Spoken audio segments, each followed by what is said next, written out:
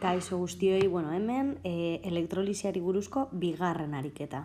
Ikusiko duzue kasu honetan, pizkat ezberdina dela, gramoak dauzkagulako, eta karga askatzen dute. Honetan, egiko dugu pizkat ezberdina bila. Hau da, jakingo dugu zenbat gramo lortzen diren, eta galderak ezberdinak izango dira. Orduan, kobre sulfatosko ur disoluzio baten elektrolisia 4 orduz egin ondoren, gramo horiek, gramo kobre metaliko horiek jalkitzen dira. Egin ezazu elektrolisi upelaren ur irudi eskematikoa eta dira ezazu korronte elektrikoaren eta disoluzioko ioien migrazioaren norantzkoa. Beraz, hau irudia egitea. Eta hor daukazue gutxi gora bera eskema eginda. Gogoratu hemen kontutan hartu behar den lehenengo gauza dela pila. Pilaren elektrodoak nola kokatzen dituzuen. Positiboak egiten duena beti da elektroiak erakarri eta negatiboak elektroiak askatu. Orduan, kontuz, ze hau pilaren elektrodoak alrebez jartzen baldin badituzue, beste guzti hau baita ere alrebez. Hemen badago baita ere adierazita korrontearen norantzkoa, elektroiak nondik norantz mugitzen diren adierazita, eta baita ere disoluzioko ioien migrazioa, positiboak joaten direla katodorantz eta negatiboak anodorantz. Orduan, A egin daukagu. B, adierazazu zer erreakzio gertatzen den elektrodo negatiboan, eta saldu, ezazu oksidazioa ala erredukzioa den. Elektrodo negatiboa da katodoa. Orduan, katodoan, beti gertatzen da erredukzioa. Hemen, azaldu beharko zenukete, katodoan gertatzen dena da pilatik datozen elektroiak hartzen dituela eta bakigu elektroiak hartzea erredukzioa dela. Beraz, katodoan erredukzioa gertatzen dela. Hau beti bezala zuen hitzekin, baina pilatik datozen elektroiak katodoak hartuko ditu eta beraz, horregatik bertan erredukzioa gertatuko da. Bakarrik geratuko litzaiguke reakzioa idaztea. Orduan, bakigu kobre bi positibo ioiak katodorantz joango direla eta hor dauden elektroiak hartuko dituela. Beraz, erreakzioa kobre bi positibo eta beti gogoratu ioiak pasatzen direla oinarrizko egoerara. Beraz, kobrera pasatuko dira. Eta gertatzen da hor, elektroiak hartzen dituela esan dugun bezala. Bi elektroi hartzen dituela.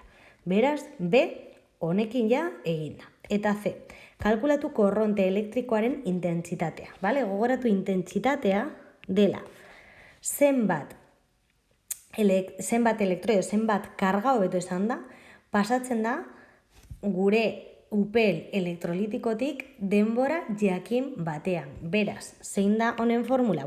Zenbat karga denbora jakin batean. Beraz, intentsitatea kalkulatzen da. Karga, zati denbora. Orduan, lehenengo, ze jakin behar dugu? Denbora bakigu, hemen 4 ordu esaten duelako, ze kalkulatu behar dugu? Zenbat karga pasatzen da, edo lortzen dugu pasatzea, gure zelda elektrolitikoan. Horretarako zer daukagu? Betikoa, Faraday konstantea. 86.500 kulom pasatzen direla mol elektroi bakoitzeko. Orduan, hau da karga kalkulatzeko. Beraz, gure kasuan, ze pista daukagu hau kalkulatzeko? Badaukagu Faraday konstantea beti bezala, eta gero badakigu 16,583 gramo kobre metaliko jalkitzen direla edo sortzen direla. Orduan, zer dakigu? Zenbat gramo kobre lortu diren. Beraz, nondik hasiko gara? Hortik. Beti hasten gara dakigunatik. Beraz, zer da dakiguna? Sortzen direla 16,583 gramo kobre. Eta hau nola erlazionatu dezakegu kargarekin. Karga ateratzeko beti mol elektroi behar ditugu jakitea. Beraz, gramoak moletara pasatu behar izango ditugu, eta gero mol kobre jakinda, badakigu baita ere, estekiometriaren bidez zenbat mol elektroi transferitzen diren. Beraz, kobrearen masa molekularra 63,5 gramo da, badakizue masa molekularra mol bakoitzeko. Badauzkagu mol kobre, eta badakigu mol kobre bakoitzeko 2 mol elektroi behar ditugula. Eta ja mol elektroi jakinda, badakigu mol elektroi bakoitzeko lortuko ditugula 96.500 kulon.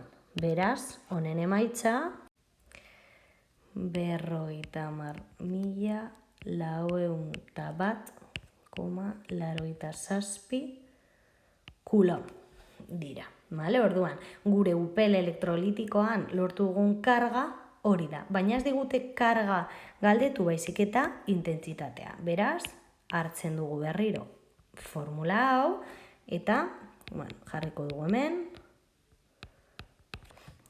Eta orduan badakigu karga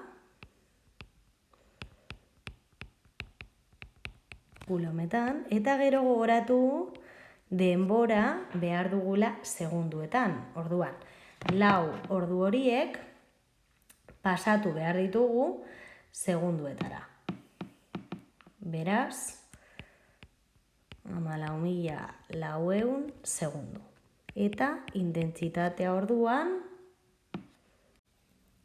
3,5 ampereo. Gogoratu ampereoak direla kulom zati segundu. Beraz, kulom zati segundu jarri beharrean, zuzenean ampereo jartzen dugula.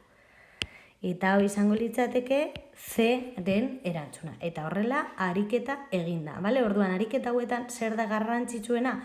Esagaztea Faraday konstantea, jakitea intentsitatea zer den, eta estekiometria oso ondo erabiltzea.